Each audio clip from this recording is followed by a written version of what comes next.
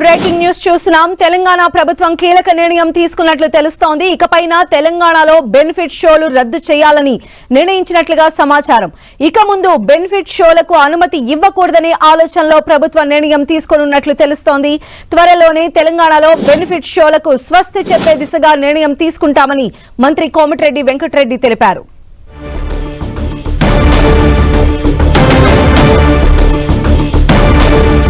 తెలంగాణ ప్రభుత్వం కీలక నిర్ణయం తీసుకుంటున్నట్లు తెలుస్తోంది. ఇకపైన తెలంగాణలో బెనిఫిట్ షోలు రద్దు చేయాలని నిర్ణయించినట్లుగా సమాచారం అందుతోంది. ఇక ముందు బెనిఫిట్ షోలకు అనుమతి ఇవ్వకూడదనే ఆలోచనలో ప్రభుత్వం నిర్ణయం తీసుకోనున్నట్లుగా తెలుస్తోంది.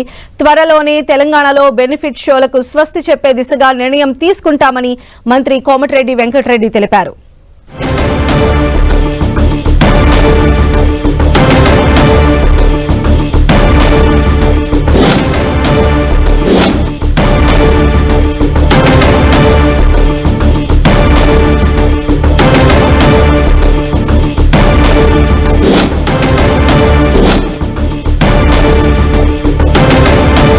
ఆర్టీసీ క్రాస్ రోడ్ లోని సంధ్యా థియేటర్ పైన ఆ ఘటనపై మానవ హక్కుల సంఘానికి ఫిర్యాదు చేశారు పిటిషనర్.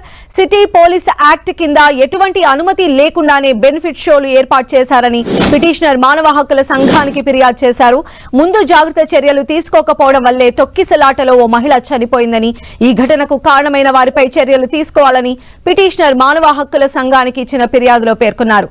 పిటిషనర్ ఇచ్చిన ఫిర్యాదును మానవ హక్కుల సంఘం విచారణకు స్వీకరించింది.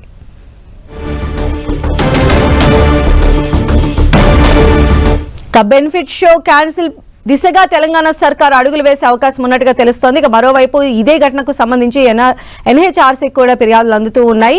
మరిన్ని అప్డేట్స్ కూడా తెలుసుకుందాం. మా ప్రతినిధి సునీల్ మనకు అందుబాటులో ఉన్నారు. సునీల్, పుష్ప 2 సినిమా రిలీజ్ రోజు జరిగినటువంటి సంఘటనకు సంబంధించి ఆర్టీసీ క్రాస్ రోడ్ సంధ్యా థియేటర్లో జరిగినటువంటి సంఘటనపై సమగ్ర దర్యాప్తు జరిపించే విధంగా చర్యలు తీసుకోవాలంటూ కూడా జాతీయ మానవ హక్కుల కమిషన్కి హైకోర్టు న్యాయవాది ఇమ్మినేని రామారావు పిటిషన్ దాఖలు చేశారు. ఈ పిటిషన్ని విచారణకు స్వీకరించింది ఎన్హెచ్ఆర్సీ. మరోవైపు ఆ పిటిషన్లో అనేక అంశాలు కూడా పొందుపరిచారు. సిటీ యాక్ట్ నిబంధనలను ఉల్లంఘించారు. ఎక్కడ కూడా బెనిఫిట్ షోని ప్రదర్శించారు. ఎలాంటి సమాచారం అంటే వస్తున్నటువంటి సమాచారం ఎవరికి కూడా ఇవ్వకుండా ఈ సంఘటనకు ఒక మహిళా మృతికి కారణమైనటువంటి బాధ్యులపై అందరిపై చర్యలు తీసుకోవాలి అంటూ కూడా ఎన్హెచ్ఆర్సీకి హైకోర్టు న్యాయవాది ఇమ్మినేని రామారావు హైకోర్టులో అటు ఎన్హెచ్ఆర్సీ పిటిషన్ దాఖలు చేశారు. మరోవైపు తెలంగాణ రాష్ట్ర ప్రభుత్వం కూడా బెనిఫిట్ షోల్ని రద్దు చేసే దిశగా ఆలోచన చేస్తుంది. ఇప్పటికే మంత్రి కోమటిరెడ్డి వెంకటరెడ్డి కూడా ఈరోజు స్పందించారు. బెనిఫిట్ షోలకు సంబంధించిన దాంట్లో ప్రభుత్వం ఒక కీలక నిర్ణయం తీసుకుంటుంది. ఎందుకంటే ఇటీవల కాలంలో జరిగినటువంటి బెనిఫిట్ షోల వలన ఒకవైపు జరుగుతున్నటువంటి అనర్థాలు, ఒకవైపు ఇటీవల జరిగినటువంటి ఒక మహిళ మృతికి సంబంధించిన దాంట్లో కూడా ప్రభుత్వం పునరాలోచన చేస్తుంది. ఖచ్చితంగా బెనిఫిట్ షోలని రద్దు చేసే దిశగా ప్రభుత్వం ఆలోచన చేస్తున్నట్టు కూడా ఈరోజు మంత్రి కోమటిరెడ్డి వెంకటరెడ్డి స్పందించినటువంటి తీరు కూడా మనం చూస్తాం. మొత్తం మీద పుష్ప సినిమాపై ఇప్పటికే చిత్ర యూనిట్తో పాటు ఉన్నటువంటి హీరో అల్లు అర్జున్ పై కూడా చిక్కడపల్లి పోలీసులు కేసు కూడా నమోదు చేసుకుని జరిగింది. మరి కాసేపులోనే ఈ సంఘటనకు సంబంధించిన దానిపై కావచ్చు, మరోవైపు చిత్రం సంబంధించిన దానిపై కూడా హీరో అల్లు అర్జున్ కూడా మీడియా సమావేశం ఏర్పాటు చేసి అన్ని వివరాలు కూడా వెల్లడించే అవకాశం ఉంది. అయితే సునీల్, అంటే బెనిఫిట్ షోలు అనేవి జనరల్ గా తమ అభిమాన హీరో సినిమాని ముందుగా చూడాలని ఎవరైతే అభిమానులు ఉంటారో వాళ్ళందరూ కూడా చేస్తూ ఉంటారు, వాళ్ళ కోసం అనేది వేస్తూ ఉంటారు.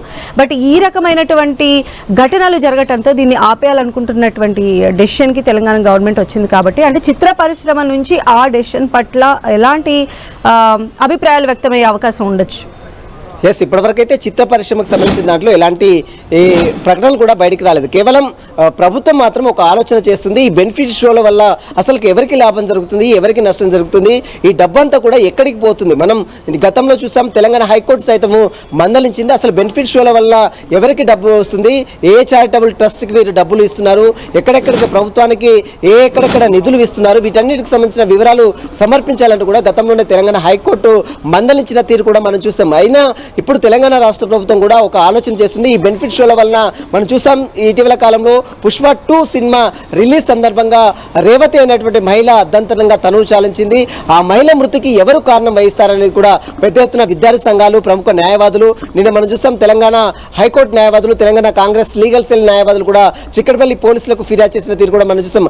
అదే తరాలో చాలా పెద్ద ఎత్తున నిరసనలు, ఆందోళనలు వ్యక్తం అవుతున్న నేపథ్యంలో ప్రభుత్వం కూడా ఒక ఆలోచన చేస్తుంది. ఖచ్చితంగా ఈ బెనిఫిట్ షోలు అసలు మధ్యరాత్రి సినిమా రిలీజ్ కావడానికి ఎందుకు ఈ బెనిఫిట్ షోలు అసలు నిర్వహించాలి, దీన్ని మొత్తం కూడా పూర్తిగా క్యాన్సిల్ చేస్తే ఎలాంటి పరిణామాలు చోటు చేసుకోవాలన్న ఆలోచన మాత్రము ప్రభుత్వం నిర్ణయం కూడా తీసుకునే అవకాశం ఉంది. ఈరోజు మంత్రి కోమటిరెడ్డి వెంకటరెడ్డి కూడా బెనిఫిట్ షోలను కూడా పూర్తిగా రద్దు చేసే దిశగా ప్రభుత్వం ఆలోచన చేస్తుంది. ముఖ్యమంత్రి రేవంత్ రెడ్డి దీనిపై ఒక ఆలోచన తీసుకుని ఒక నిర్ణయం కూడా తీసుకునే అవకాశం ఉందంటూ కూడా ఈరోజు మంత్రి కోమటిరెడ్డి మాట్లాడారు. మరోవైపు ప్రభుత్వం చేస్తున్నటువంటి ఆలోచనకు సంబంధించిన దాంట్లో బెనిఫిట్ షోలు రద్దు చేస్తే మరి చిత్ర పరిశ్రమ ఏ విధంగా స్పందిస్తుంది అనేది మాత్రం ఇప్పటివరకైతే ఎవరు కూడా స్పందించలేదు.